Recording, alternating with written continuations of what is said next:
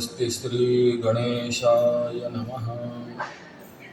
ओम श्री सरस्वत्यै नमः।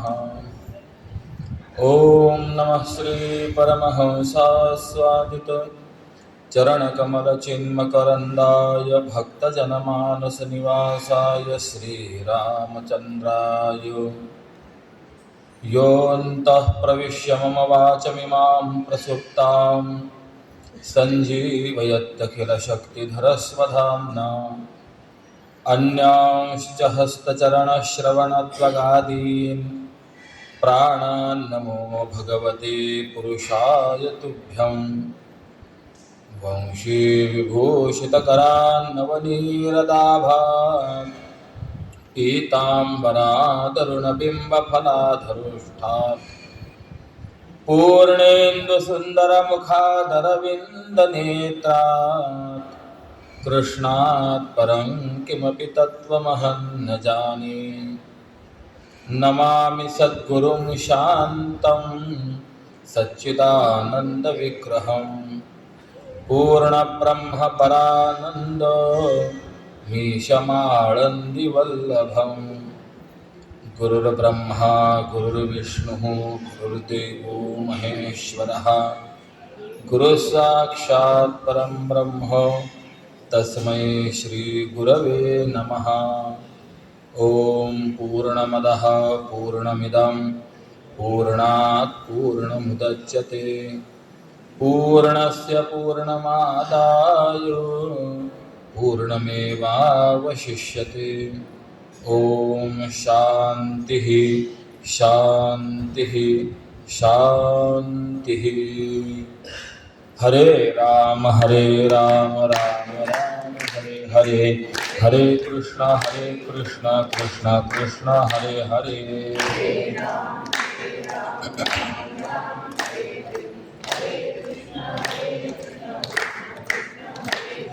हरे राम राम राम हरे हरे, हरे कृष्णा कृष्णा कृष्णा हरे हरे।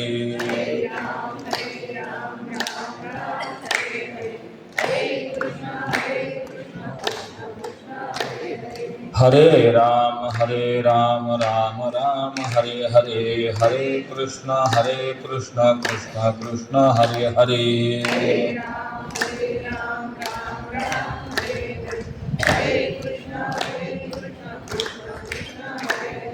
हरे राम राम हरे हरे, हरे कृष्णा कृष्णा हरे हरे।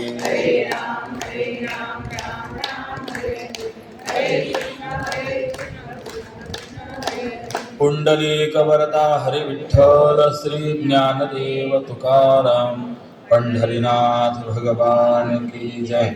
मौली ज्ञानेश्वर महाराज की जय। जगद्गुरु श्री तुकाराम महाराज की जय। श्रीमद सच्चिदानंद सद्गुरु श्री स्वामी स्वरूपानंद महाराज की जय।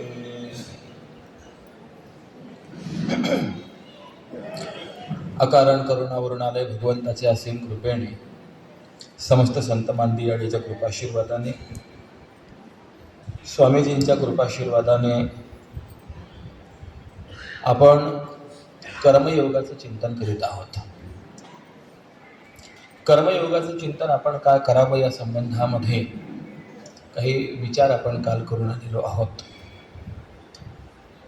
मानवी जीवनामध्ये आत्मोद्धाराकरता सर्वात महत्त्वाचं अविभाज्य अंग जर कोणतं असेल तर ते कर्म आहे। किंबहुना कर्माच्या संबंधामध्ये भगवंताचं एक महत्त्वाचं वाक्य आहे, सहजं कर्म कौंतेय। इथे हे सहजम म्हणत असताना याचा अर्थ काय करायचा हा मोठा प्रश्न आहे। तर त्याचं उत्तर आहे, जन्मासोबतच जे आलेलं आहे त्याचं नाव सहजम आहे। जन्मना सह उत्पन्नम इति सहजम असं जगद्गुरु शंकराचार्यांनी केलेलं चिंतन आहे। आपण थोडासा जर विचार केला, ज्ञान असेल, योग असेल, भक्ती असेल, या तीनही मार्गांचा विचार करत असताना ते सहज नाही आहेत। सहज वेगळं आणि सहज वेगळं आहे. सहज याचा अर्थ आहे सहजन्मना. मला विचारायचं, तत्वज्ञान हे जन्माला आल्या आल्या उदयाला आलेलं आहे काय? तर नाही. ज्ञान प्राप्त होण्याकरता आपल्याला काही पात्रता आपल्या ठिकाणी प्रथम निर्माण करावी लागली आहे. किंबहुना मधुसूदन सरस्वतींनी आपल्या भगवत भक्ती रसायन ग्रंथामध्ये कर्म, भक्ती आणि ज्ञान यांच्यामधल्या वैलक्षण्याचा बराचसा विचार मांडलेला आहे. त्यातले त्यात त्यांनी असा विचार मांडलेला आहे, तत्वज्ञान प्राप्त करून घ्यायचं असेल तर साधन चतुष्टय संपन्न व्हा.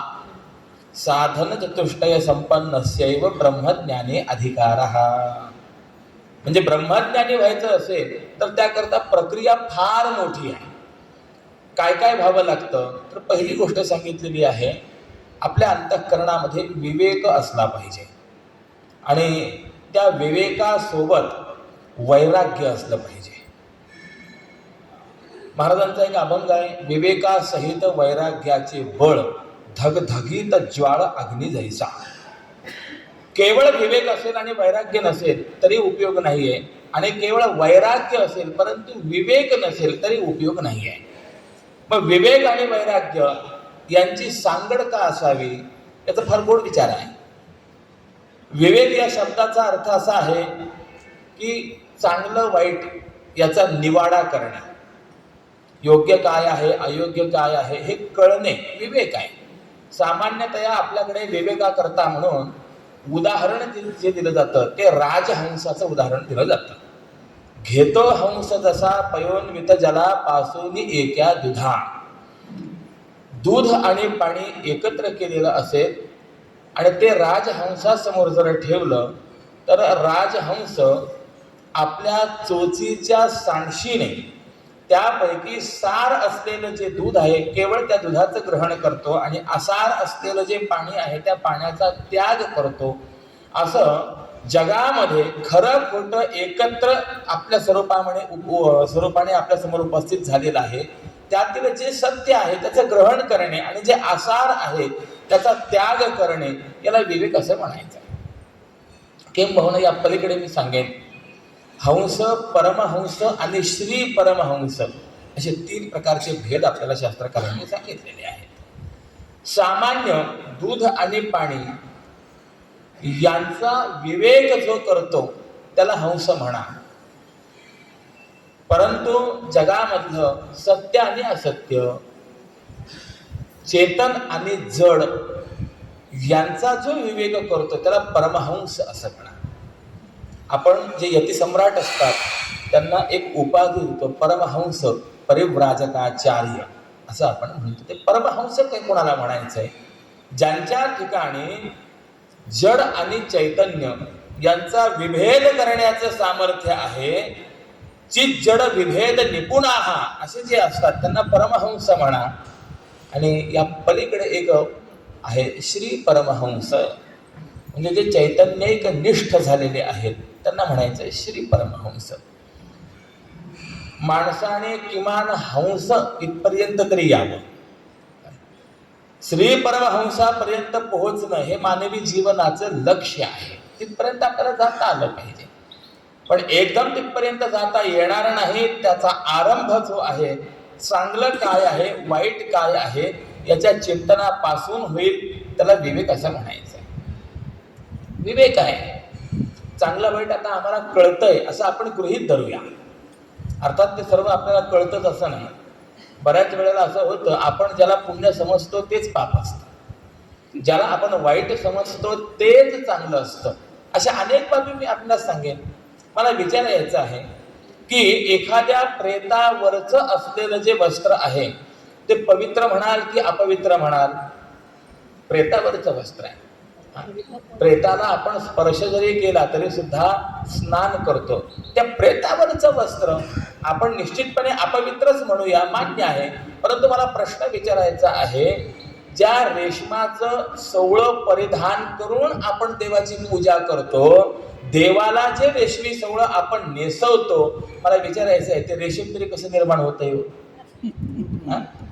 जो कोश किडा आहे तो जाळं विनीत विनीत शेवटी आतमध्ये अडकला जातो, तो त्या ठिकाणी मरणाला प्राप्त होतो आणि त्याच्या शरीरावरती असलेले जे तंतू आहेत त्यापासून निर्माण केलेलं रेशीम आहे की नाही. आता मला प्रश्न विचारायचा आहे, ज्याला अपवित्र म्हणत होतात, अयोग्य म्हणत होतात, तेच योग्य आहे की नाही हो? बरं, मला प्रश्न विचारायचा आहे, वांत चांगलं आहे का वाईट आहे? एखाद्याला वांत झालं तर ते वांत चांगलं आहे का? पवित्र म्हणाल का अपवित्र म्हणाल त्याला? आपण वांताला अपवित्रच म्हणावं लागतं.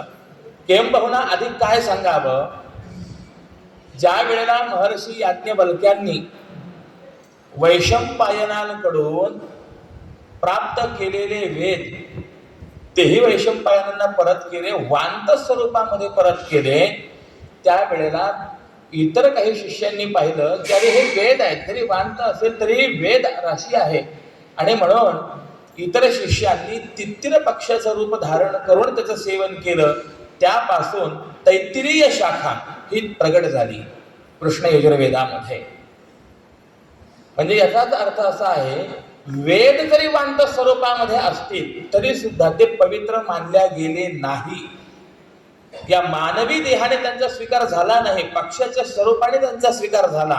म्हणजे वांत अपवित्र आहे असंच आपण म्हणाल की नाही? बरोबर आहे की नाही? बरोबर आहे. मला प्रश्न विचारायचा आहे, वांत अपवित्र आहे अगदी गोष्ट मान्य आहे, परंतु आपण जे भगवंताला पंचामृताने स्नान घालतो त्यामध्ये मध आहे की नाही आहे? आता मला विचारायचं, मध काय आहे एवढं सांगा बरं. मधमाशी काय करते? पुष्पांवरती बसून त्यातला मकरंद सेवन करते आणि आपल्या स्थानापर्यंत जाऊन, पोळीमध्ये जाऊन तो जो काही सेवन केलेला मकरंद आहे तो त्यामध्ये वांतच करते की नाही? बरं, मधाचं असं आहे की एक वेळेचं वांत नाही आहे. मधमाशी ज्यावेळेला पोळीवर बसलेली असते त्यावेळेला तिला कार्य तेच असतं. वास्तविक पाहता यामध्ये सुद्धा मधमाशीचा फार मोठा जितेंद्रियपणा आहे. बरं, मधमाशी पुष्पातनं ज्या वेळेला रसग्रहण करते तिथून आपल्या पोळीपर्यंत जाईपर्यंत त्या मकरंदातील एक कण सुद्धा आपल्या उदरात जाऊ देत नाही. ही किती वैशिष्ट्य आहे, किती जितेंद्रियता आहे, विचार करण्यासारखी बाब आहे. कदाचित आपण म्हणाल यात काय विशेष आहे. मी एक प्रयोग करतो, आपणास एक एक खडी साखरेचा तुकडा देतो, आपण तो तोंडात ठेवा आणि प्रवचन झाल्यानंतर मला पुन्हा काढून दाखवा. मला विचारायचं आहे, शक्य आहे काय हो? म्हटलं ऐकता ऐकता महाराज केव्हा तो विरघळल्या गेला सांगता येत नाही. परंतु मधमाशीचं हे वैशिष्ट्य आहे. तोच मध, वांत असलेला मध आपण मधुवातारेता येते मंत्र म्हणून देवाला समर्पण करतो. पवित्र म्हणता का अपवित्र म्हणता? पवित्र म्हणावं लागेल की नाही? किंबहुना वड पिंपळ यांचा जर आपण विचार केला तर कागाची विष्ठे जन्म पिंपळासी असं वर्णन केलेलं आहे. म्हणजे अशा अनेक बाबी आपल्याला सांगता येतील. शिवाचे निर्माल्य शिवू नये हाती, भगवान शंकरांचं निर्माल्य त्याला स्पर्श देखील करू नये असा विचार आहे. परंतु तेच भगवान शंकरांच्या मस्तकावरती असलेली गंगा माता भगवान शंकरांचं निर्माल्य आहे. परंतु त्या गंगा मातेचं वैभव एवढं आहे की केवळ गंगा गंगा असं म्हटलं तरी सुद्धा ती पाप नष्ट करणारी आहे. वाचे म्हणता गंगा गंगा सगळं दोष जाती भंगा. मला विचारायचं आहे, ज्या गोष्टी व्यवहारामध्ये आपण अपवित्र मानतो त्याच गोष्टी आपल्याला पवित्र म्हणाव्या लागल्या की नाही? कितीतरी उदाहरणं आपल्याला सांगता येतील. आणि काही वेळेला असं असतं की ज्याला आपण पुण्य समजतो तेच पाप ठरतं. पुण्य म्हणता घडे पाप, दूध पाजोली पोसीला साप. सांगायचं माझं तात्पर्य काय आहे, यामध्ये विवेक आवश्यक आहे. काय योग्य आहे काय अयोग्य आहे हे आपल्याला कळालं पाहिजे. परंतु विवेक जरी प्राप्त झाला तरी त्याला जोड वैराग्याची असावी लागते. वाईट काय आहे हे जरी कळालं तरी त्या वाईटाचा त्याग करण्याची अंतःकरणामध्ये भूमिका असली पाहिजे, तर त्याचा उपयोग आहे. बऱ्याच गोष्टी अशा आहेत ही गोष्ट वाईट आहे हे माणसाला कळतं, परंतु अंतःकरणात वैराग्य नसल्यामुळे त्या हेय त्याज्य गोष्टीचा त्याग होत नाही. मी तुम्हाला उदाहरण सांगतो. जे जे तंबाखू खाणारे आहेत, तंबाखू विकत घेत असताना त्या पुढीवरती त्यांच्याकरता काही सूचना असते की नाही?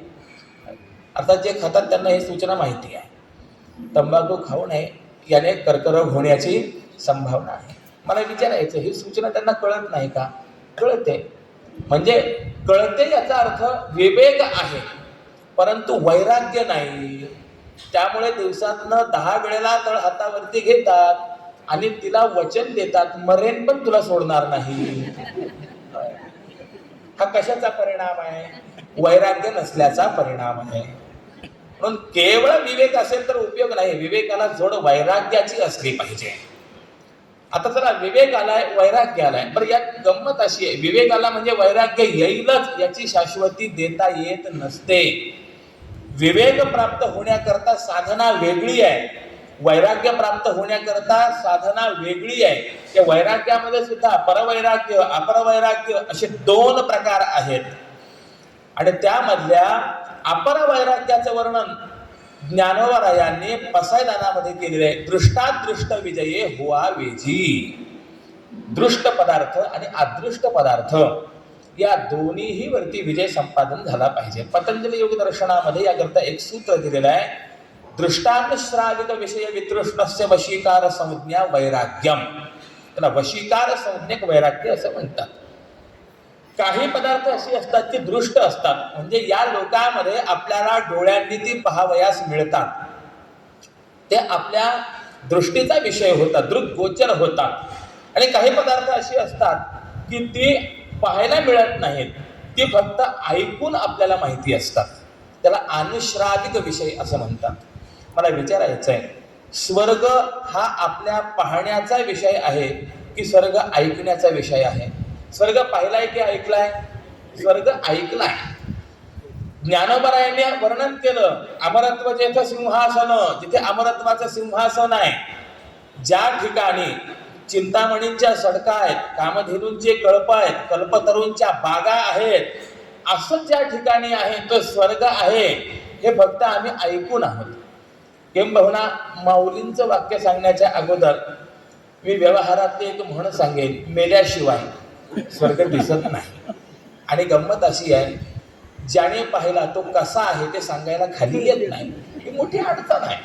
त्यामुळे स्वर्ग फक्त आपला कसा आहे, ऐकीव विषय आहे.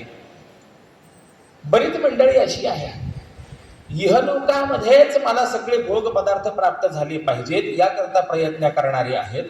काहींची भूमिका अशी आहे, या जन्मामध्ये मला जरी दुःख भोगावं लागलं, कष्ट सहन करावे लागले तरी चालतील, परंतु मरणोत्तर माझी गती चांगली झाली पाहिजे याकरता म्हणून प्रयत्न करणारे आहेत. म्हणजे त्यांच्या अंतःकरणामध्ये जे अनुश्राविक विषय आहेत, अदृष्ट पदार्थ आहेत, त्यांच्याविषयी अपेक्षा आहे. परंतु ज्याच्या अंतःकरणामध्ये इहलोकातील अथवा परलोकातील कुठल्याही प्रकारच्या भोगांची अपेक्षा नाही, त्याचं नाव खरं वैराग्य आहे. दृष्ट अदृष्ट विजये हुआ वेजी. ज्ञानोबरांनी हा विचार सांगितलाय. याच्याकरता साधना वेगळी आहे.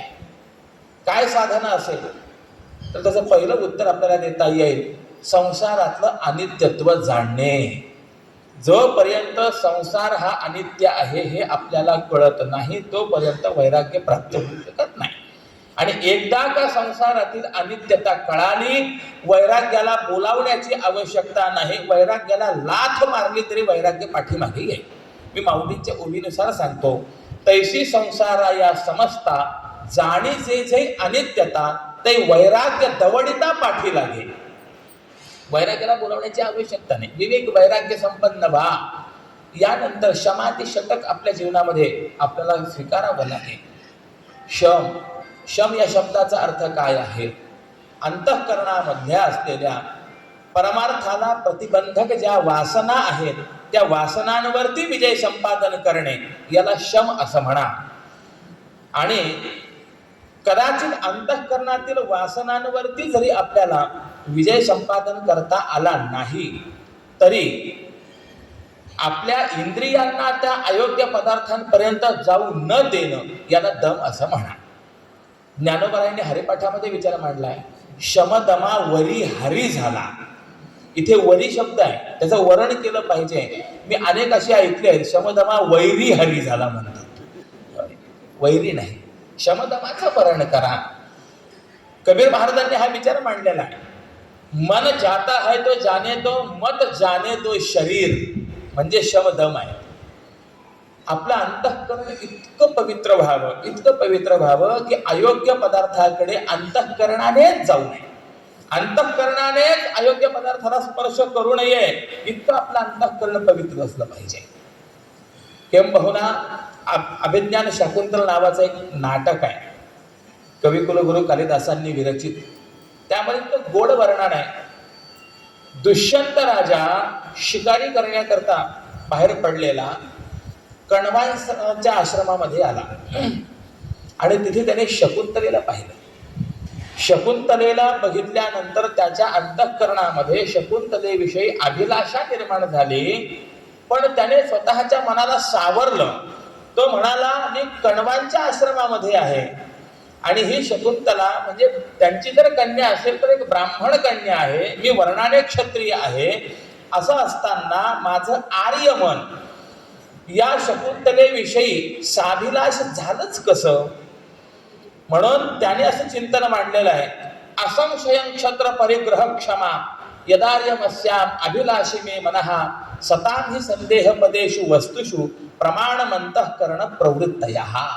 स्वतःच्या मनावरती किती विश्वास आहे की निश्चितचपणे ही कन्या क्षत्रिय परिग्रह क्षम आहे, म्हणूनच माझ्या मनाने या कन्येविषयी अभिलाषा धारण केली. अन्यथा माझं मन इतकं सुसंस्कारित आहे की माझं मन अयोग्य पदार्थाकडे जाणारच नाही. किती विचार आहे, किती शुद्ध भूमिका आहे. अंतःकरण असं असलं पाहिजे, याला म्हणायचंय शम. आणि कदाचित असा शम साध्य नाही झाला तर याच्या पुढे सांगितलेलं आहे दम.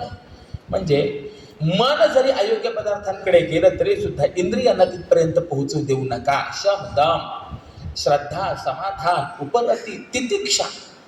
तितिक्षा हे अत्यंत महत्वाचं साधन आहे. सगळ्या संतांच्या जीवनामध्ये आपल्याला तितिक्षा पाहायला मिळते. तितिक्षा काय आहे? जगद्गुरु शंकराचार्यांनी विवेक चूडामणीमध्ये याचं वर्णन केलं आहे. सहनम सर्व दुःखानाम अप्रतिकार पूर्वकम चिंता विलापरहितम तितिक्षासा निगद्यते. जे जे दुःख आपल्याला प्राप्त झालेले आहेत त्या दुःखांना प्रतिकार न करता सामोरं जाणं, सहन करणं. ते दुःख सहन करत असताना अरे मला हे भोगावं लागतंय असा विचार अंतःकरणामध्ये येऊ न देणं, सहर्षाने ते स्वीकारणं, याला तितिक्षा असं म्हणा. ही फार महत्वाची बाब आहे. किंबहुना याकरता मी जगद्गुरु तुकोबरायांचं प्रमाण सांगेन. ठेविले अनंते तैसेची राहावे, चित्ती असू द्यावे समाधान. मला विचारायचंय, तैसेची राहावे का राहावंच लागतं? राहावंच लागतं. पण याकरता म्हणून पुढे तुकोबराय बोलले चित्ती असू द्यावे समाधान. समाधान असलं पाहिजे. कारण असं आहे, आपल्या प्रार्थनाप्रमाणे आपल्याला प्राप्त झालेलं जे दुःख आहे ते दुःख दूर करण्याचा जर आपण प्रयत्न केला तर दुःख जास्त होत असतं. परंतु ते जर आपण सहन केलं, सोसलं तर ते दुःख कमी होत असतं. मी तुम्हाला उदाहरण सांगतो. एकाकडे 2 एकर क्षेत्र होतं. त्याने विचार केला की 2 एकर क्षेत्रामध्ये परिवाराचं संपूर्ण पालन पोषण करायचं आहे. काय करावं आपण यामध्ये? काय केल्याने आपल्याला उत्पन्न भरपूर होईल? आणि त्याच्या मनामध्ये विचार आला, आपण इथे जर फुलांची झाडं वगैरे लावली तर त्यापासून आपल्याला उत्पन्न बरंच मिळेल. त्याने फुल झाडं लावली.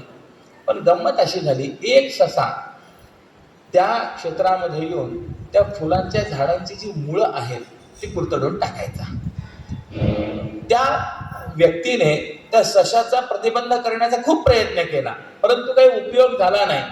शेवटी कंटाळलेला गावामध्ये एक मोठा सरदार होता, त्याच्याकडे गेला आणि तक्रार केली की अशी अशी स्थिती आहे, 2च एकर क्षेत्र आहे, त्या व्यतिरिक्त माझा उदरनिर्वाह करता साधन काही नाही आहे आणि एक ससा मात्र मला उत्पन्न होऊ देत नाही. सगळे फुलांची जी काही मुळं आहेत झाडांची ती नष्ट करतोय, काहीतरी आपण उपाय करा.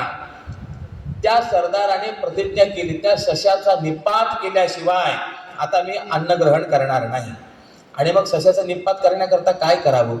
त्याने पहिले एक 5-10 कुत्रे त्या शेतामध्ये सोडले. त्यानंतर 5-10 घोडेस्वार त्या शेतामध्ये पाठवली आणि त्यांच्या मागाहून एका गाडीमध्ये रथामध्ये बसून हा स्वतः त्या सशाला पकडण्याकरता निघाला. मला विचारायचं आहे, 2 एकर क्षेत्रामध्ये एवढी कुत्री, घोडेस्वार आणि याचा रथ जर फिरत असेल तर एक तरी झाड तिथे राहण्याची शक्यता आहे का? ज्या वेळेला तो फिरला सगळंच गेलं, त्यावेळेला याने डोक्याला हात लावला, म्हणाला त्यापेक्षा ससा परवडला होता. अर्थ काय कळाला? जे मिळालं, जे दुःख आहे ते सहन केलं तर दुःख कमी आहे, परंतु ते दुःख घालवण्याचा जर आपण प्रयत्न केला तर मग मात्र दुःख जास्त भोगावं लागतं. म्हणून तितिक्षा ही महत्वाची आहे. ही तितिक्षा जर सहन करायची असेल, शिकायची असेल ना, याकरता आपण वारी करावी. आळंदी पंढरपूर वारीमध्ये आपण जरूर जा. किंबहुना प्रातस्मरणीय वैकुंठवासी सद्गुरू श्री मामासाहेब दांडेकर नेहमी म्हणायचे, मनुष्य म्हणून जन्माला आला आहात, महाराष्ट्रात जन्माला आला आहात, गाथा ज्ञानेश्वरी वाचल्याशिवाय आणि आळंदी पंढरी वारी केल्या वाचून त्याला मरण्याचा अधिकार नाही. आणि जर ही साधना न करता कदाचित प्राणी मेलाच तर मनुष्य मेला असं म्हणू नये, जनावर मेलं असं म्हणावं. मामांची वाक्य असायची. अत्यंत महत्वाची साधना आहे. जगाच्या पाठीवरचं आश्चर्य आहे वारी म्हणजे.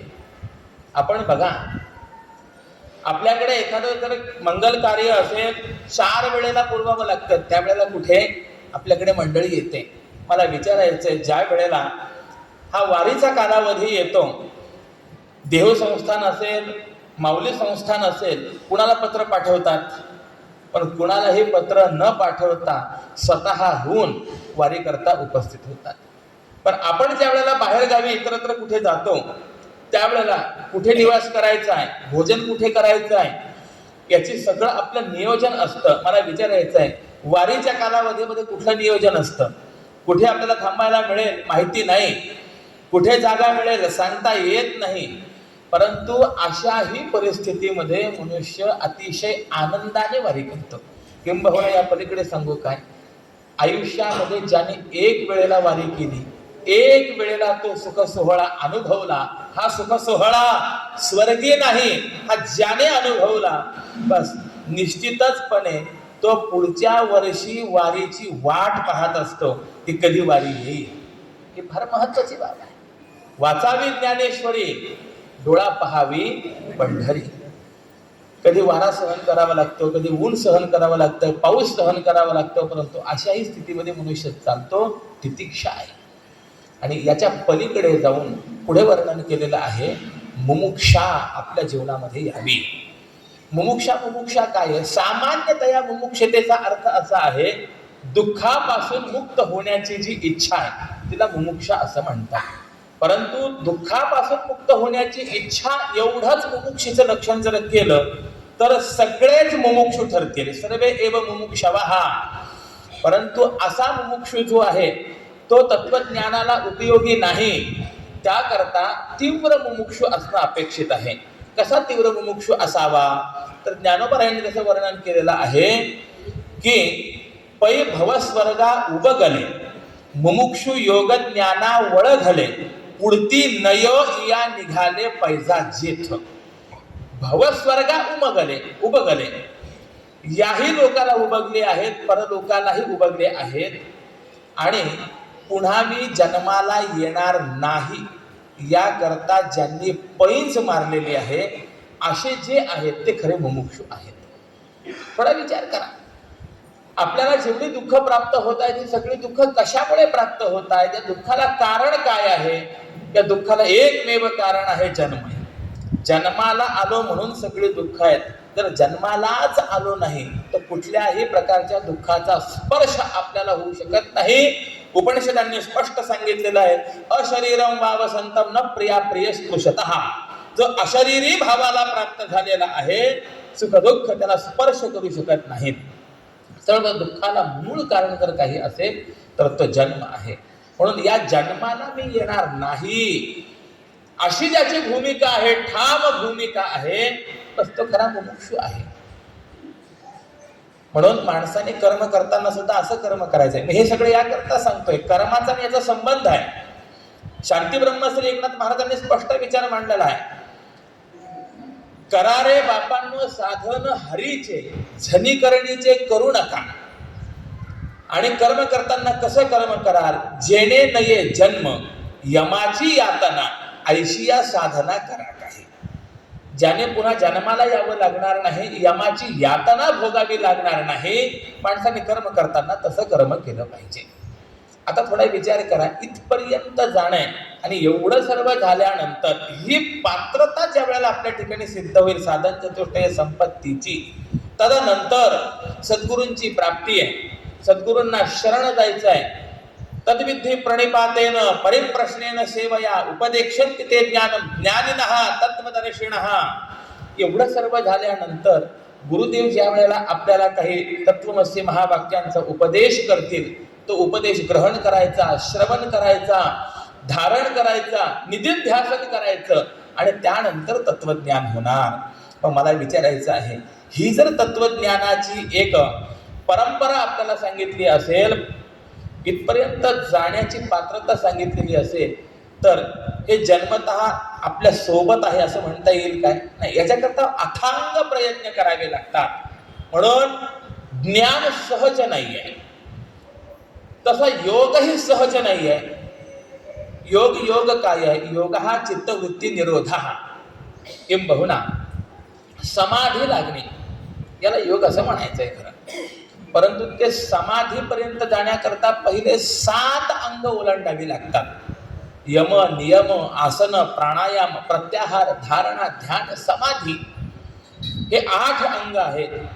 यम म्हणजे काय? 5 घटकांनी युक्त यम आहे, 5 घटकांनी युक्त नियम आहे. शौच, संतोष, तपस्वाध्याय, ईश्वर प्रणिधानानि यमः. शौच असलं पाहिजे, पावित्र्य असलं पाहिजे, संतोष असला पाहिजे, तप असलं पाहिजे, स्वाध्याय असला पाहिजे, ईश्वर प्रणिधान असलं पाहिजे. या 5 गोष्टींना मिळून यम अशी संज्ञा दिलेली आहे. वाटतं तेवढं सोपं नाही आहे. ग्रंथराज ज्ञानेश्वरीचं पारायण आपण या ठिकाणी येऊन करतोय स्वामीजींच्या चरणी. हा स्वाध्याय आहे.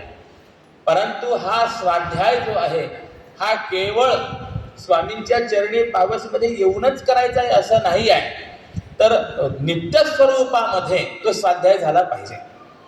आणि संतांनी ही गोष्ट जाणली, लक्षात आली. रोजीला एक अध्याय किंवा रोजीला काही ओव्यांचा स्वाध्याय हा सर्वसामान्य समाजाकडून होणार नाही.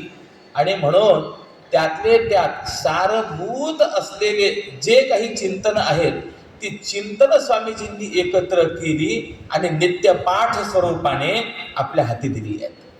नाही तुम्हाला सर्व करता येत नाही, किमान एवढं तरी करा. या 8 पहारा माझारी मोठके निमिषभर देतू जाईल. संसाराचा प्रत्यवाय आपल्या पाठीमागे खूप मोठा आहे, फार वेळ देता येत नाही, हरकत नाहीये, परंतु एवढा का वेळ द्याल की नाही? जगद्गुरु तुकोबरायांनी नित्यपाठाचे फक्त 12 अभंग सांगितले. द्वादशांगो वै प्रभो, भगवंताचे 12 अंग आहेत. 12 तरी आपण अभंग रोज म्हणा, नित्यपाठ रोज आपण केला पाहिजे. महत्वाची बाब आहे, स्वाध्याय आहे. स्वाध्याय प्रवचनाभ्याम न प्रमादितव्यम. एक अंग विचार घेण्यासारखा आहे. याच्या पुढे वर्णन केलेलं आहे. अहिंसा, सत्य, अस्तेय, ब्रह्मचर्य, अपरिग्रह यमः. अहिंसा, सत्य, ब्रह्मचर्य, अस्तेय, अपरिग्रह हे सगळे नियम आहेत. अपरिग्रह म्हणजे काय आहे? काहीच न घेणे हा अपरिग्रह नाहीये. आत्ताच्या मितीला आपल्याला उदरनिर्वाहा करता जेवढं लागणार आहे तेवढाच स्वीकार करणे, किंबहुना दुसऱ्या वेळेच्या भोजनाचा सुद्धा संग्रह न करणे, याला अपरिग्रह म्हटलेले. साधी गोष्ट नाही. अपरिग्रह जनावरांकडे पण माणसाकडे नाही. आपण बघा, बैलासमोर जर आपण कदाचित गवताची पेंडी सोडली तर कधीतरी बैलाने असा विचार केलाय काय, रात्री आपल्याला भूक लागली तर थोडंसं गवत लागेल, अर्धी पेंडी बाजूला काढून ठेवा, अर्धीच आत्ता खा, अर्धी राखून ठेवा, असा कधी बैलाने विचार केलाय काय? बैल अपरिग्रही हो, परंतु मनुष्य अपरिग्रही नाही. गमतीने मी उदाहरण सांगतो. एका शेठजीने मुनिमांना प्रश्न विचारला, आपल्याकडे किती संपत्ती असेल. त्या मुनिमाने सांगितलं, मी हिशोब करून आपणास सांगतो. 15 दिवसांनी मुनिमाने सांगितलं, एक पिढी 50 वर्षाची पकडली आणि रोजीला 10,000 रुपये जरी खर्च केला तरी सुद्धा पुढील 6 पिढ्या बसून खातील एवढी संपत्ती आपल्याकडे आहे. हे ऐकून त्या धनिकाला बरं वाटलं पाहिजे की नाही. पण तो म्हणाला 6 पिढ्या बसून खातील, 7वी पिढी काय खाईल, आपण कमावलं पाहिजे म्हणाले. कुठे अपरिग्रहाची भूमिका, कुठेही संग्रहाची भूमिका, कितीतरी विचार करण्याबाबत. यानंतर आसन आहे, तिसरं अंग आहे योगाचं, यम नियम आसन. थोडा विचार करा. योगशास्त्राने अनेक प्रकारचे आसन सांगितले आहेत आणि त्या आसनांचा वेगवेगळा परिणाम पण आहे. यावंती जीवकोटयः तावंती आसनानी. योगशास्त्राने असं चिंतन केले, जितक्या जीवकोटी आहेत तितकी आसनं आहेत. त्या आसनामध्ये बसून जर आपण साधना केली तर परिणाम चांगले. आसन या शब्दाचे 2 अर्थ करायचे बरे. आसन या शब्दाचा एक अर्थ बैठकही करायचा आहे आणि आसन या शब्दाचा दुसरा अर्थ आपण खाली बसण्याकरता जे घेतो त्याला सुद्धा काय म्हटलं जातं, आसनच म्हटलं जातं. शास्त्रकारांनी त्याचाही उल्लेख केलेला आहे. साधना करताना आपण कोणत्या आसनावर बसून साधना करावी याचं चिंतन आहे. शास्त्रकारांनी असं वर्णन केलेलं आहे, कुठल्याही प्रकारचं आसन न घेता जमिनीवर बसून जर आपण साधना केली तर दुःख प्राप्त होत असतं. धरण्याम दुःख संभूती हा ओघाने विषय आला, परंतु आपण सर्व साधना करणारे आहोत, आपल्याला आवश्यक आहे म्हणून मी हा विचार सांगतोय. धरण्याम दुःख संभूती. कदाचित काही वेळेला असं होतं, आपण फक्त एखादा पाठ ठेवतो आणि पाटावर बसून साधना करतो. लाकडावर बसून जर साधना केली तर काष्ठासने व्याधीस्यात् असं वर्णन आहे. फक्त लाकडावर बसून साधना करू नये. वस्त्रासने दरिद्रता. जर एखादं वस्त्र कापड वगैरे टाकून आपण त्याच्यावरती बसलो आणि त्यावर साधना केली तर दारिद्र्य प्राप्त होत असतं. कृष्णाजीने ज्ञानसिद्धी. मोठी मोठी महात्म्य आपण बघा तर हरणाचं चर्म आपल्याला पाहायला मिळतं. ज्ञानसिद्धी होण्याकरता ते उपयोगाचं आहे. मोक्षश्री ही व्याघ्र चर्मणी. वाघाच्या चर्मावर बसून जर साधना केली तर मोक्षश्री प्राप्त होत असते. राजाच्या ठिकाणी विजय प्राप्त झाला पाहिजे याकरता म्हणून सिंहासनाचा विचार आपल्याला सांगितलेला आहे. काम्यार्थे कंबलंचैव वश्यार्थे रक्त कंबलम. काही इच्छा पूर्ण व्हाव्यात, मनोरथ सिद्ध व्हावेत याकरता म्हणून साधना करायची आहे तर कंबलावर बसून साधना करावी. आणि वशीकरण जर करायचं असेल तर त्याकरता वश्यार्थे रक्त कंबलम, लाल कंबळ, त्यावरती आपण बसून साधना करावी असं सांगितलेलं आहे. भगवंताने 6व्या अध्यायामध्ये विचार मांडलाय बघा. शुचौ देशे प्रतिष्ठाप्य स्थिरमासनम आत्मनः नात्युच्छ्रितं नाति नीचम चैलाजिल कुशोत्तरम. ही आसन व्यवस्था भगवंताने सांगितली. नाही एवढं करता येत, फार चांगली आसन व्यवस्था एवढं करा. चैल म्हणजे रेशीम, आजिन म्हणजे हरणाचं चर्म आणि कुशोत्तरम म्हणजे दर्भ. क्रमाने अशी आसन व्यवस्था करा, त्यावर बसा. साधना यशस्वी होते, लवकर परिपूर्ण होते, प्रतिबंध निर्माण होत नाहीत. हे सगळं चिंतन करत असताना अजूनही माझं संशोधन चालू आहे, शोध चालू आहे की प्लॅस्टिकच्या आसनावर बसून साधना केल्याने फळ काय प्राप्त होतं, परंतु अजूनपर्यंत काही मला सापडलं नाही आहे. म्हणजे याचा अर्थ असा आहे की या आसनावरती बसून आपण साधना करू नये, हा त्याचा सरळ सरळ अर्थ आहे. या पलीकडे बोलू काय, अर्थात 3 दिवस झाले आहेत याची मला कल्पना आहे, परंतु आपण ज्ञानेश्वरीचं पारायण करण्याकरता आज प्रकृती अस्वस्थतेमुळे जरी या प्लॅस्टिकच्या खुर्चीवर बसत असाल तरी सुद्धा त्या खुर्चीवर का होईना एक आपलं स्वतंत्र आसन टाकून बसावं असं मी निश्चितपणे सांगेन. अत्यंत महत्त्वाचं आहे.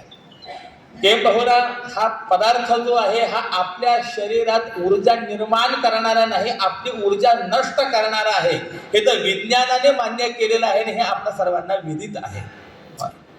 आसन हा एक प्रकार आहे म्हणजे या दृष्टिकोनातून. आणि जी बैठक असते ना, ती बैठक त्याला हे आसन असं म्हणायचं आहे. आपण स्वामीजींची बैठक बघा. बहुना आपल्या अंतिम कालामध्ये स्वामीजींनी स्वीकारलेलं आसन ही बैठकच आहे एक प्रकारची. शवासन आहे, अनेक प्रकारचे आसन असतात. मला विचारायचं आहे, एका बैठकीमध्ये बसल्यानंतर दिवसेंदिवस त्या बैठकीमध्ये आपल्याला बसता यावं असं जर झालं तर ती आसन सिद्धी मानली जाते. ध्रुव नारायणांचं आपण जर जीवन पाहिलं तर 3 दिवस मांडी मोडत नसत पहिल्या महिन्यामध्ये, दुसऱ्या महिन्यामध्ये 6 दिवस मांडी मोडत नसत, तिसऱ्या महिन्यामध्ये 9 दिवस मांडी मोडत नसत, चौथ्या महिन्यामध्ये 12 दिवस मांडी मोडत नसत. असं भागवतामध्ये स्पष्ट चिंतन आपल्याला पाहायला मिळतं. मग कुठे हे 12 दिवस मांडी न मोडण्याची आसनाची स्थिती आणि कुठे 1.5 तासाच्या प्रवचनामध्ये 84 आसनं करणारे आपण. मला विचारायचं आहे, काय योग आपल्याकरता सहजम म्हणता येऊ शकेल काय? म्हणता येणार नाही. मग ज्ञान सहजम नाही, योग सहजम नाही. भक्तीचा जरी आपण विचार केला तरी भक्ती तरी सहज आहे काय? हो, नाही आहे. भक्ती प्राप्त होण्याकरता सुद्धा साधना करावी लागते, तेव्हा कुठे भक्ती प्राप्त होते. म्हणून या सगळ्या गोष्टींचा, सगळ्या मार्गांचा विचार भगवंताने नंतर केलाय. परंतु भगवान सांगतात की नाही बाबा, सहजम कर्म कौंतेय, जन्मापासून कर्म हे माणसाच्या सोबत आहे. बहुना माणसाचा जन्म हे कर्माच्याच माध्यमातून आहे, अंत हे कर्माच्या माध्यमातून आहे. त्यामुळे जीवनामध्ये पहिला विचार जर कशाचा करायचा असेल तर तो आपण कर्माचा करायचा. गीतेने सुद्धा कर्मच सांगितलंय. अर्जुना तू लढ.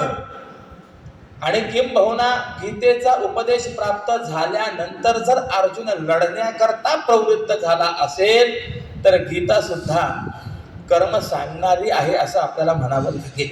याविषयी खूप मतमतांतर आहेत. श्री टिळकांनी गीतेचा अर्थ कर्मपरक लावला. गीता रहस्य असं त्याचं नाव आहे.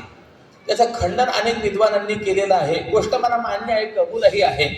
परंतु एक स्थिती मात्र अशी होती की ज्या वेळेला गीतेचा अर्थ कर्माच्या दृष्टिकोनातून लावून समाजाला कर्मप्रवण बनवणं हे अत्यंत आवश्यक होतं आणि ते महत्वाचं कार्य टिळकांनी केलेलं आहे.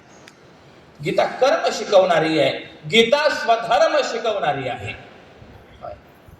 कर्मधर्माचा समन्वय भगवद्गीता आहे, अत्यंत महत्वाचा आहे. आणि म्हणून तो कर्मसिद्धांत आपण पाहतोय. ज्ञानेश्वरीतील कर्मयोग.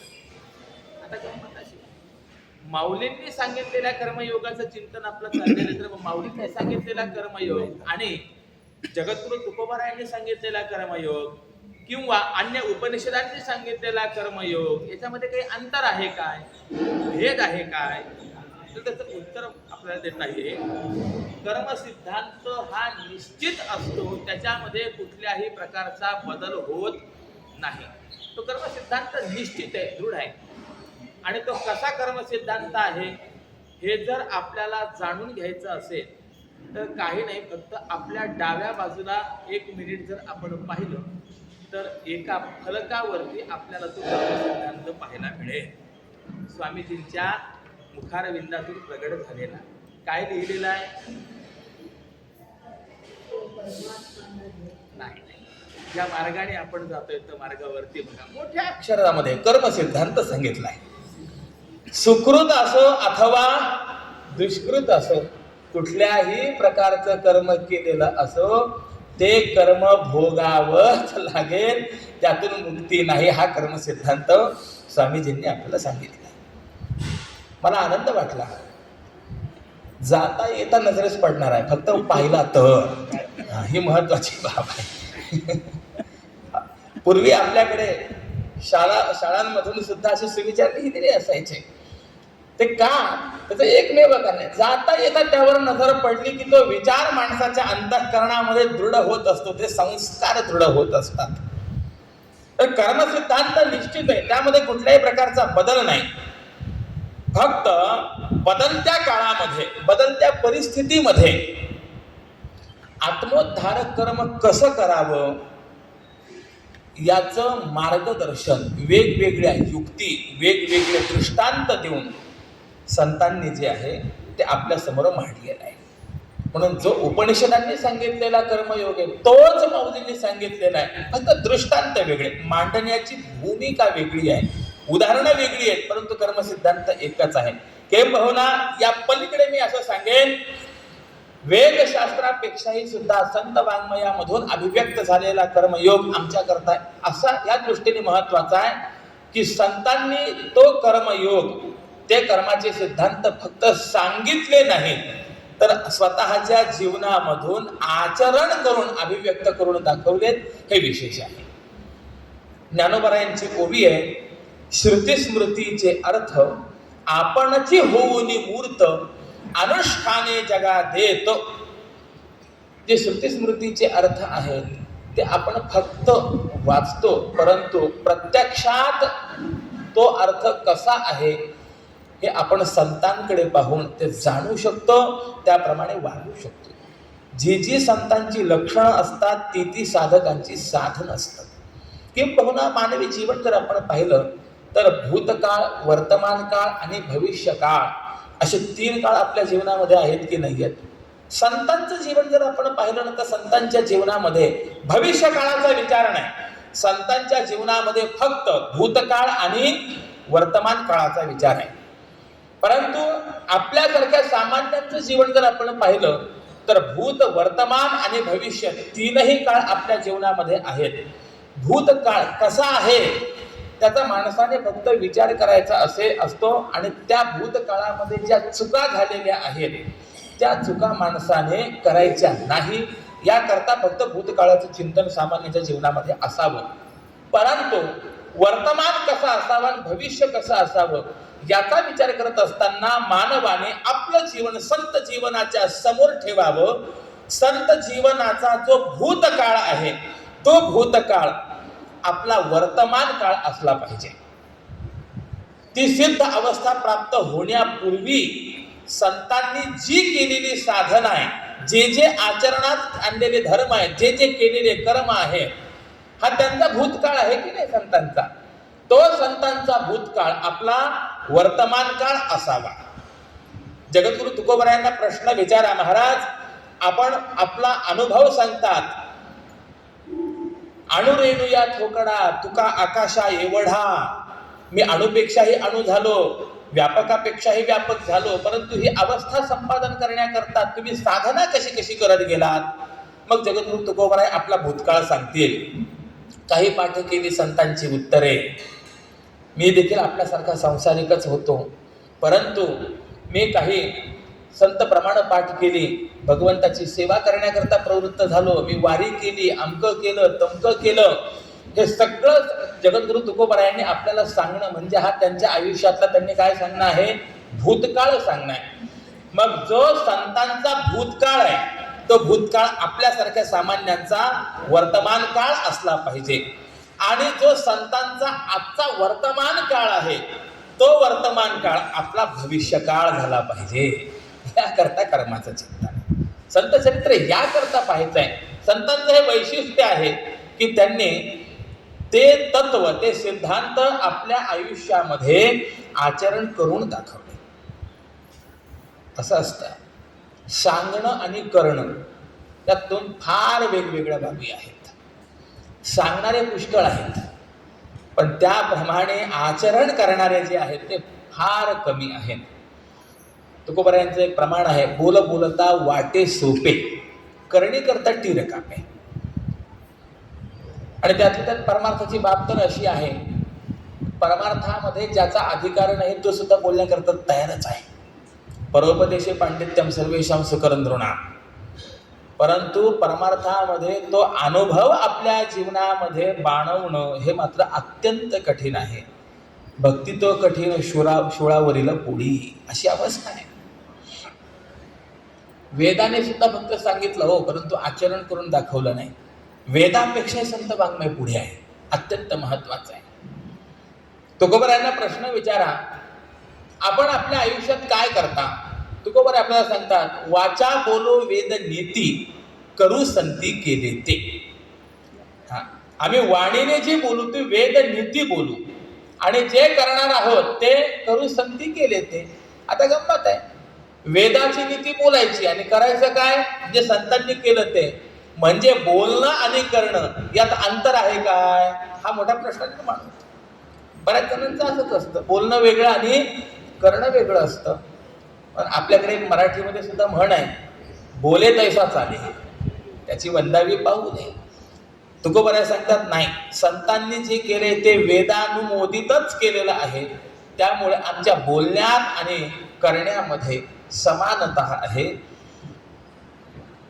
मग प्रश्न असा निर्माण होईल की सगळ्या संतांनी मग एकच कार्य केलंय का? म्हणजे नाही, प्रत्येक संतांचं कार्य वेगवेगळं आहे, चरित्र वेगवेगळं आहे. मग जर संतांचं चरित्र वेगवेगळं आहे तर सर्व संतांनी आपल्या जीवनातून कर्मयोग आपल्याला सांगितलं असं कसं म्हणता येईल? तर त्याचं उत्तर देता येईल की तत्वज्ञान प्रगट होत असताना प्रत्येक वेळेला ते एकाच स्वरूपाने प्रगट झालं पाहिजे असं म्हणता येणार नाही. त्याच्या प्राकट्याची जी भूमिका आहे ती वेगवेगळी असू शकेल, परंतु त्या स्थितीमध्ये आत्मोद्धारा करता काय केलं पाहिजे त्याचंच असलेलं ते प्रकटन असेल, ही बाब मात्र महत्वाची आहे. आणि असं असल्यामुळे अनादि असलेला कर्मसिद्धांतच ज्ञानोबराय आपल्या समोर व्यक्त करतात. आणि तो व्यक्त करत असताना जरी ज्ञानेश्वरीमध्ये तत्वतः स्पष्ट रीतीने असा विभाग आपल्याला पाहायला मिळत नसेल, तरी मला असं वाटतं की चिंतन आपण करत असताना आपल्याला ज्ञानोबरायांनी सांगितलेल्या कर्मयोगामध्ये दोन प्रकार करता येतील. पहिला प्रकार करता येईल ज्ञानपूर्व कर्मयोग आणि दुसरा ज्ञानोत्तर कर्मयोग. असे दोन विभाग आपल्याला करता येतील. तत्वज्ञान होण्यापूर्वी आपण जे आचरण करायचं आहे त्याला म्हणायचे ज्ञानपूर्व कर्मयोग, आणि तत्वज्ञान झाल्यानंतर जे आचरण केलं जावं किंवा संतांनी केलेलं आहे त्याला म्हणायचे ज्ञानोत्तर कर्मयोग. ज्ञानापूर्वी कर्माचं आचरण करावंच लागेल, याच्यामध्ये कुठलाही पर्याय नाही आहे. कारण कर्माचं फळ आपल्याला शास्त्रकाराने सांगितलेलं आहे चित्तशुद्धी. जोपर्यंत चित्तशुद्ध होत नाही तोपर्यंत तत्वज्ञानाचा उदयच होऊ शकत नाही. म्हणून ज्ञानापूर्वी कर्म आहे, अज्ञानी अवस्थेत कर्म आहे असं मी म्हणेन. पण अज्ञानी अवस्थेमध्ये सुद्धा केलं जाणारं जे कर्म आहे ना, ते कर्म सुद्धा कुठेतरी धर्माला अनुसरून असलं पाहिजे, शास्त्राला अनुसरून असलं पाहिजे, तर ते कर्म परमार्थाला कुठे उपयोगी पडणार आहे. म्हणून ज्ञानपूर्व कर्मयोग हा एक विचार आहे. आणि ज्ञानोत्तर कर्मयोग कोणता आहे? ज्ञान प्राप्त झाल्यानंतरही समाजाला वळण लावण्याकरता म्हणून संतांनी केलेलं जे आचरण आहे त्याला ज्ञानोत्तर कर्मयोग असं म्हणायचं आहे. संतांचं जर आपण जीवन पाहिलं तर तुम्हा आम्हाला दाखवण्याकरता म्हणून फक्त लिहिलं आहे, आम्ही अमुक अमुक अमुक केलं, अशा अशा प्रसंगातून आम्ही पुढे गेलो. परंतु वस्तुतः साधना करून सत्पथाला प्राप्त झाले असे नाहीत. अवतीर्ण होत असताना, प्रकट होत असतानाच सर्वज्ञ या स्थितीतच ते प्राप्त झालेले होते. म्हणून ज्ञानोबरायांच्या संबंधामध्ये असं वर्णन आहे, उपजताच ज्ञानी हे वर्म जाणून आले लोटांगणी चांगदेव. उपजताच ज्ञानी. म्हणून संतांचा जर आपण विचार केला तर त्यांनी केलेली जी क्रिया आहे ना ती सगळी क्रिया ज्ञानोत्तर कर्मयोग आहे. स्वामीजींच्या संदर्भामध्ये आपण बघा, यौवनात राष्ट्र कार्य सर्वस्वाते समर्पणी. युवावस्थेमध्येच राष्ट्रकार्य करण्याकरता सर्वस्वाचं समर्पण. मला विचारायचं आहे, ज्ञानपूर्व कर्मयोग आहे का ज्ञानोत्तर कर्मयोग आहे? ज्ञानोत्तरच कर्मयोग मानावा लागेल. का? त्याचं कारण आहे, देह आणि देव या दोघांच्या मध्ये देश येतो. ज्या ठिकाणी आपण निवास करतोय तो सुरक्षित असेल तर बाकी आपल्याला साधना करता येईल. म्हणजे या माध्यमातून स्वामीजींनी आपल्याला दिलेला संदेशच आहे की ज्याप्रमाणे आपण देहाचं संरक्षण करतो, देवाची भक्ती करतो, त्याप्रमाणे देशाचंही कार्य आपण केलं पाहिजे, देशसेवा केली पाहिजे. केवळ हे वळण आम्हाला लागावं याकरता यौवनाचं राष्ट्रकार्य वेगवेगळ्या दृष्टीने विचार करता येते. किंबहुना ज्ञानोबारायांच्या दृष्टिकोनातून ज्ञानोत्तर कर्मयोगाचा आग्रह नाही, पण अपेक्षा मात्र जरूर आहे. ज्ञान झाल्यानंतर तुम्ही कर्म कराच हा आग्रह करत नाही, कारण की ज्ञानी असं असतं त्याला कुठल्याही प्रकारच्या कर्माचा संबंध राहत नाही त्याच्या ठिकाणी. पण माऊलींना अपेक्षा मात्र आहे. म्हणून असं आहे, संत आणि मुनी यांच्यामध्ये हेच अंतर आहे. मुनी मुक्त झाले भिणे गर्भवासा, आम्हा विष्णुदासा सुलभ होतो. जे ऋषी मुनी आहेत ना, ते तत्वज्ञानी झाले आणि मुक्त होऊन गेले. ते म्हणाले, बाबा पुन्हा आम्ही काही या संसारामध्ये येणार नाही, कारण की अडकलो तर करता काय, हे भय त्यांना निर्माण झालं. पण संतांनी मात्र असं केलं की नाही नाही नाही, सुखे घेऊ जन्मांतरे हेची करावया खरे, घेईन मी जन्म याच साठी देवा, तुझी चरण सेवा साधावया. गरज पडली तर धर्माचा प्रचार प्रसार करण्याकरता, तुझी भक्ती जना मनामध्ये रुजवण्याकरता देवा आम्ही अनेक जन्म घेऊ. किंबहुना तुकोबराय देवाला तर सरळ रीतीने म्हणतात, तुका म्हणे गर्भवासी सुखे घालावे आम्हासी. जर आमच्याकडनं तुझी भगवत भक्ती घडणार असेल ना, वारी घडणार असेल, गळ्यात तुळशीची माळ असेल, मुखामध्ये तुझं नाम असेल, अशी जर स्थिती आम्हाला प्राप्त होणार असेल, देवा घाल ना आम्हाला गर्भवास. आम्ही गर्भवासाला घाबरत नाही देवा, कारण की या माध्यमातूनच समाजामध्ये भगवत भक्तीचा प्रचार प्रसार संभवनीय आहे. आणि म्हणून ज्ञानोत्तर कर्मयोग जो आहे तो विशेष आहे. या पलीकडे सांगू काय, उपनिषदांनी सांगितलेला कर्मयोग आणि ज्ञानोबारायांनी सांगितलेला कर्मयोग याच्यामध्ये तुलनेने जर आपण विचार करायला गेलो तर ज्ञानोबारायांनी सांगितलेला कर्मयोग हा विशेष चिंतनीय आहे. का चिंतनीय आहे? गीता असो उपनिषद असो यांनी सांगितलेला कर्मयोग जीवाला फक्त मुक्त करण्याचा विचार करतो, पण ज्ञानोबर यांनी सांगितलेला कर्मयोग जीवाला संत करण्याचा विचार करतो. हे मला असं वाटतं. ज्ञानोबर यांना अपेक्षा आहे, जो जीव आहे तो सुष्ट झाला पाहिजे, जे खळांची व्यंकटी सांडतो. ही भूमिका आपल्याला पाहायला मिळते. आणि असं असल्यामुळे अर्जुनाने भगवंतांना प्रश्न विचारला की अरे देवा, तू एका बाजूला तत्वज्ञानाची प्रशंसा करतो, एकटा कर्मयोगाची प्रशंसा करतोस, काहीतरी एक निश्चित करून सांग. भगवंताने सांगितलं, अरे अर्जुना, लोकेस्मिन् द्विविधा निष्ठा मया प्रोक्ता. अरे मी 2 प्रकारची निष्ठा सांगितलेली आहे. ज्ञानयोगेन सांख्यानाम कर्मयोगेन योगिना, 2 प्रकारच्या निष्ठा. आता याच्यामध्ये पुन्हा आणखी बरेच प्रश्न आहेत. निष्ठा म्हणजे काय? सामान्यतया निष्ठा या शब्दाचा अर्थ आपण श्रद्धा करतो. बऱ्याच वेळेला असं मनुष्य म्हणतो, नाही आमची त्यांच्यावरती फार निष्ठा आहे. निष्ठा या शब्दाचा अर्थ या ठिकाणी काय आहे? श्रद्धा असंच आहे की. परंतु निष्ठा म्हणजे काय? वेदांतामध्ये स्वतंत्र अर्थ आहे निष्ठा शब्दाचा.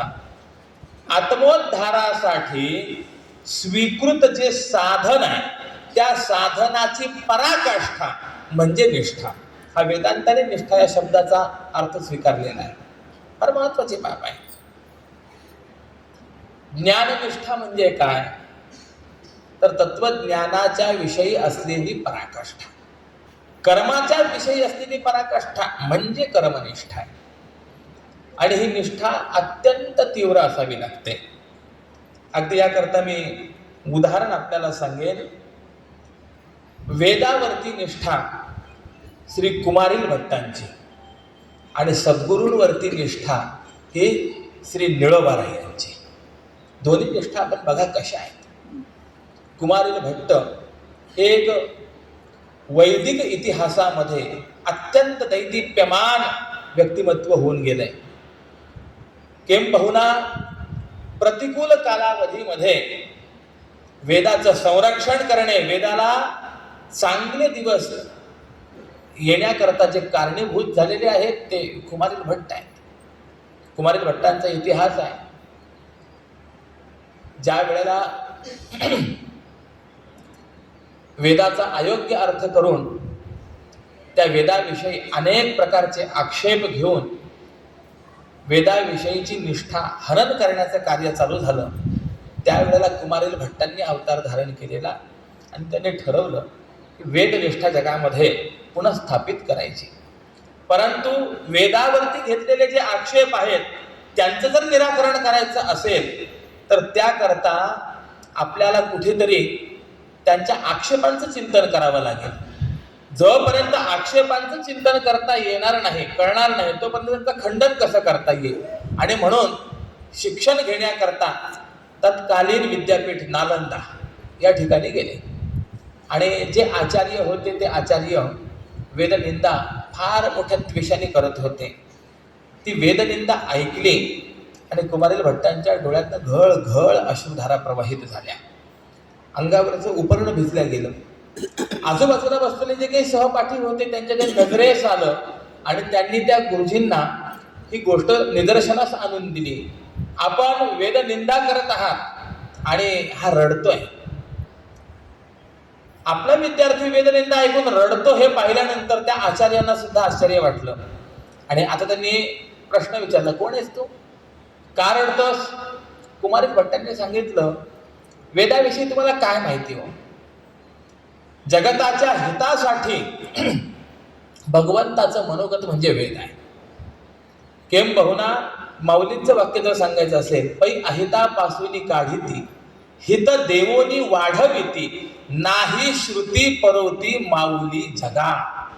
माऊली सांगतात की आपलं हित साध्य होण्याकरता वेदासारखी आई जगामध्ये नाही आहे. या कारणे पै बापा जया आधी आपुली कृपा तेने वेदाची या निरोपा आण न कीजे. माऊलींची वेदनिष्ठा हा एक स्वतंत्र विचाराचा विषय आहे. माऊलींचं वेदावर अत्यंत प्रेम आहे, अत्यंत निष्ठा आहे. आपण हरिपाठामध्ये जा, जिथे जिथे माऊली नाम महात्म्य सांगतात तिथे तिथे प्रमाण वेदांचं देतात. पहिल्या नवकामध्ये जा, चहुवेदी जाण साही शास्त्री कारण. द्वितीय नवकामध्ये जा, ज्ञानदेव म्हणे हरी माझा समर्थ न करवे अर्थ उपनिषदा. तृतीय नवकामध्ये जा, वेदशास्त्र प्रमाण श्रुतीचे वचन एक नारायण सार जप. प्रत्येक ठिकाणी माऊली आधार जर कुणाचा देत असतील तर तो वेदाचा आधार देतात. वेद हे अत्यंत हितकारी आहेत, कल्याणकारी आहेत आणि अशा हिताविषयी वेदाविषयी आपण अयोग्य सांगत आहात. त्या आचार्यांना राग आला, आमच्याकडे शिकतोस आणि वेदाचे गोडवे गातोस, याला मृत्यूदंड द्या, या पर्वतावरनं ढकलून द्या. आणि ज्या वेदावरची तू मला गोष्ट सांगतोस, जर खरोखर ते वेद संरक्षक असतील तर पाहू तुला वाचवतात का. कुमारिल भट्ट म्हणाले, ठीक आहे, हरकत नाही. पर्वत शिखरावरनं खाली ढकललेले कुमारिल भट्ट पडता पडता पतन पतन सौधतलान्य रोहम मोठ्याने गर्जना करून म्हणाले, यदि प्रमाणम श्रुतयो वदंती भवंती.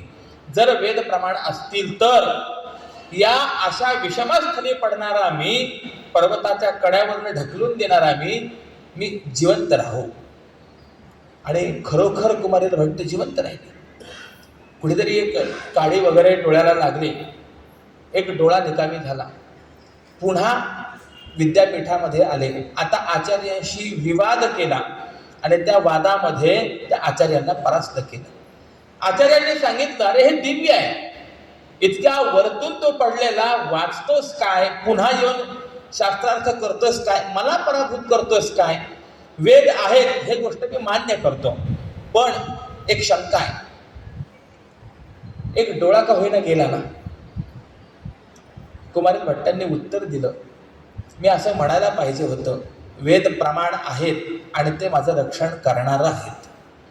पण मी असं म्हणालो, जर वेद प्रमाण असतील तर, यदि हा जो काही शब्द आहे यामध्ये कुठेतरी थोडी का होईना साशंकता आली आणि या साशंकतेचा परिणाम म्हणून माझा डोळा फुटला. मला विचारायचंय की मरण पत्करलं परंतु वेदाविरुद्ध वागणं पत्करलं नाही. याला म्हणायचंय वेदावरची निष्ठा, कुमार भट्टांची निष्ठा. मला कर्मनिष्ठा ज्ञाननिष्ठा सांगायची आहे, निष्ठा शब्दाकरता मी बोलतोय. तशी कुमार भट्टांची वेदावरची निष्ठा आहे, तशी निळोबारायांची जगद्गुरु तुकोबारायांची निष्ठा आहे. जगद्गुरु तुकोबारायांनी निळोबारायांना शब्द दिला होता, मी आपणास अनुग्रह देईन. आणि अनुग्रह देण्या अगोदरच जगद्गुरु तुकोबाराय सदेह वैकुंठाला गेले. ही गोष्ट ज्या वेळेला निळोबारायांना कळाली, निळोबारायांनी धरलं आणि तुकाराम तुकाराम तुकाराम केवळ एक ध्यास घेऊन एक ठिकाणी पडून राहिले. 42 दिवस झाले, अन्न नाही पाणी नाही. बघा गंमत अशी आहे, देव भेटणं सोपं आहे पण संत भेटणं त्यापेक्षा अवघड आहे. जगद्गुरु तुकोबारायांनी ज्या वेळेला इंद्रायणीमध्ये गाथा बुडवल्या गेला त्यावेळेला त्यांनी देखील निश्चक्र केलंय जगद्गुरु तुकोबारायांनी. आणि स्वतः भगवंताने इंद्रायणी मातेने तो गाथा तुकोबारायांना परत दिलाय. देवाची भेट झाली. मला विचारायचंय, पण देवाची भेट होण्याकरता तुकोबारायांना निश्चक्र करावं लागलं. किती? 13 दिवस झाले निश्चक्र करिता. देवाची भेट होण्याकरता निश्चक्र फक्त 13 दिवस आहे, परंतु तुकोबारायांची भेट होण्याकरता निश्चक्र मात्र 42 दिवस आहे. म्हणजे देवाची भेट सोपी आहे, संतांची भेट अवघड आहे, बहु अवघड आहे संत भेटी. परी जग जेठी करुणा केली. 42 दिवस झाले. शेवटी 43व्या दिवशी स्वतः परमात्मा आले. निळोबाराया उठा. निळोबारायांनी पाहिलं, कोण आहात आपण? अहो मी अनंतकोट ब्रह्मांड नायक परमात्मा आहे, देव आहे मी. निळोबारायांनी प्रश्न विचारला, देवा अरे स्वतःला देव म्हणवतोस आणि बोलावल्या वाचून जाऊ नये एवढा सामान्य तुला नियम कळत नाही का रे? हा व्यवहार तुला कळत नाही? तुझं लागे येथे बोलाविले कोणी, प्रार्थील्या वाचून आलास का? तुला कोणी बोलावलं, काय इथे आलास? अहो नाही म्हटलं निळोबाराय, तुम्ही 42 दिवस झाले निश्चक्र करून या ठिकाणी आहात. निळोबारायांनी प्रश्न विचारला, मला काही प्रल्हादासारखं संकट पडलं नाही, मी तुला बोलावलं का? तुझा धावा केला का? नाही. बरं तू म्हणतोस मी देव आहे, परंतु मी विश्वास तरी कसा ठेवायचा? माझ्या सद्गुरूंनी सांगावं हा देव आहे, त्यावेळेला मी मान्य करेल की तू देव आहेस. निळा म्हणे आम्ही नुळखोची देवा, तुका याचा धावा करीत असो. आम्ही तुझा धावा करत नाही, धावा करतोय तुकोबारायांचा. जर शक्य असेल तुकोबारायांना पाठवून द्या, नसेल शक्य शांत राहा, आम्ही आमचं पाहून घेऊ काय करायचं ते. आणि शेवटी जगद्गुरु तुकोबारायांना येऊन निळोबारायांना अनुग्रह द्यावा लागला. अर्थ काय कळाला? याला म्हणायचंय गुरुनिष्ठा. अशी निष्ठा असते, आपण स्वीकृत केलेलं जे साधन आहे त्या साधनाची पराकाष्ठा म्हणजे निष्ठा असते. इतकी निष्ठा की देव जरी समोर आला तरी सुद्धा त्या साधनापासून ढळणे नाही, ही निष्ठा आहे. भगवान सांगतात, मी 2 प्रकारची निष्ठा सांगितलेली आहे. ज्ञानयोगेन सांख्यानाम, कर्मयोगेन योगिनाम. आता प्रश्न असा आहे की एकाच साध्याकरता देवा तुम्ही 2 मार्ग सांगितले, एक ज्ञाननिष्ठा सांगितली आणि एक कर्मनिष्ठा सांगितली. किंबहुना असे 2 विकल्प सांगितल्यामुळेच आमच्यासारख्या अज्ञानी जीवांची अशी अडचण निर्माण झाली आहे की आम्ही एका निश्चित साधनावरती आरूढ होत नाहीये. जर आम्हाला सांगितलं असतं की नाही हे एकच साधन आहे, एकच पर्याय आहे, तर त्याच मार्गाने गेलो असतो. पण तूच देवा 2-2 विकल्प आमच्या समोर मांडले आहेत आणि त्यामुळे आम्हाला प्रश्न निर्माण झाला आहे. आता पावसला आम्ही रत्नागिरीवरनं यायचं की लांज्याकडनं यायचं, मोठा प्रश्न निर्माण झाला आहे. काय करायचं? आणि माणसाची गंमत अशी आहे, वयानुसार परिस्थितीनुसार माणसाला वेगवेगळेच मार्ग बरे वाटतात. जोपर्यंत तारुण्य आहे, शरीरामध्ये शक्ती आहे, तोपर्यंत माणसाला वाटतं नाही कर्मयोग चांगला आहे. पण एकदा का ताकद कमी पडली की मग माणसाला असं वाटतं की नाही नाही ज्ञानयोग बरा आहे बरं. आणि एकदा का वार्धक्य अवस्था प्राप्त झाली, ते ज्ञानाचेही कष्ट ज्या वेळेला सोसवत नाहीत असं होतं, त्यावेळेला माणसाला वाटतं नाही बरं आहे बाबा, एकच चांगलं आहे रामकृष्ण हरी, बाकी दुसरं काहीच करू नये. असं माणसाची बदलत जाते की नाही परिस्थिती. मानसशास्त्र असं विचित्र आहे ना, बदलत जातं ते. पण गंमत आहे, स्वामीजींनी आपल्याला एकच सांगितलं, ओम राम कृष्ण हरी एवढंच फक्त काय. सगळ्या संतांनी हा विचार सांगितला. पण या नामसाधनेचं साधन स्वीकारण्याची बुद्धी होईपर्यंत बऱ्याच वेळेला आयुष्य बरंच पुढे निघून गेलेलं असतं. माणसाची फार मोठं शोकांतिका आहे. साध्य निश्चित होऊन साधन स्वीकारेपर्यंत माणसाचं बरंचसं आयुष्य हातातून निघून गेलेलं असतं. आणि शेवटी असं आहे, आयुष्याचा भरोसा नाही, क्षणभंगुर नाही भरवसा, वारे सावध तोडा माया अशा. काय करावं? भगवंताने सांगितलं, अरे बाबा, त्या सगळ्या जरी गोष्टी असतील ना, तरी सुद्धा त्यामध्ये शास्त्रोक्त कर्म करणं हे तुला अबाधित आहे. मी सहजम या शब्दाकडे पुन्हा येतो. जन्मापासून कर्म पाठीमागे लागले नाही. थोडा विचार करा. मग जर कर्म सहज आहे तर कर्मयोग म्हणजे नेमका काय विचार करायचा? फक्त कर्म करत राहणं म्हणजे कर्मयोग आहे का विशिष्ट पद्धतीने कर्म करणं म्हणजे कर्मयोग आहे? या मुद्द्यावरती आता येतो. जर फक्त कर्म करत राहणं याला कर्मयोग म्हणायचं असेल तर माणसामध्ये आणि गाढवामध्ये कुठलंही अंतर राहणार नाही. का बाबा? त्याचं कारण आहे, चाणक्याने कुणाकडनं काय शिकावं या संदर्भामध्ये विचार मांडलेला आहे. सिंहात एकम बकात एकम शिक्षेत चत्वारी कुक्कुटात. सिंहापासून माणसाने एक गोष्ट शिकावी, बगळ्यापासून एक गोष्ट शिकावी, कोंबड्यापासून 4 गोष्टी शिकाव्यात, वायसात पंचशिक्षेत कावळ्यापासून 5 गोष्टी शिकाव्यात, षटशुनः कुत्र्यापासून 6 गोष्टी शिकाव्यात, त्रीण शिक्षेत गर्दभात आणि गाढवापासून 3 गोष्टी शिकाव्यात. दुर्दैवी मला चाणक्य भेटले नाही.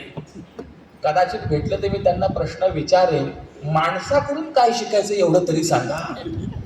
माणसाकडून एकही गोष्ट शिकायला सांगितलंय, उलट माणसाने यांच्याकडून शिकावं असं चाणक्य म्हणतात.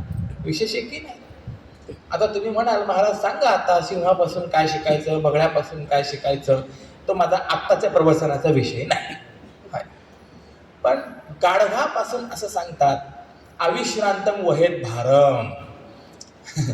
गाढव असं आहे, न थकता ते काम करीतच राहतं. मालकाने जसं प्रेरणा दिली तसं तो फक्त करीतच राहतो. म्हणजे सतत कर्म करणे हे कार्य कुणाचं आहे? गाढवाचं आहे.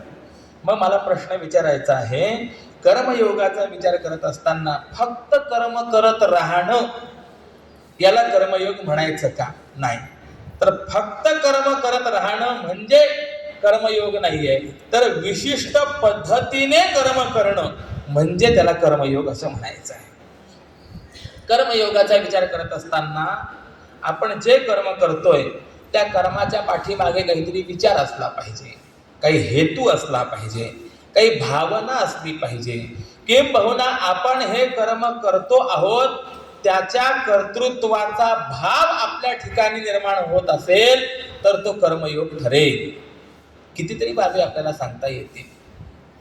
कर्म करतोय, पण कर्म करताना जर त्याच्या पाठीमागे हेतू नसेल तर तो कर्मयोग होणार नाही. मी सोपं उदाहरण सांगतो. तांदूळ निवडणं कर्मयोग आहे की नाही? तांदळातले खडे काढून टाकणं चाललंय का बाबा?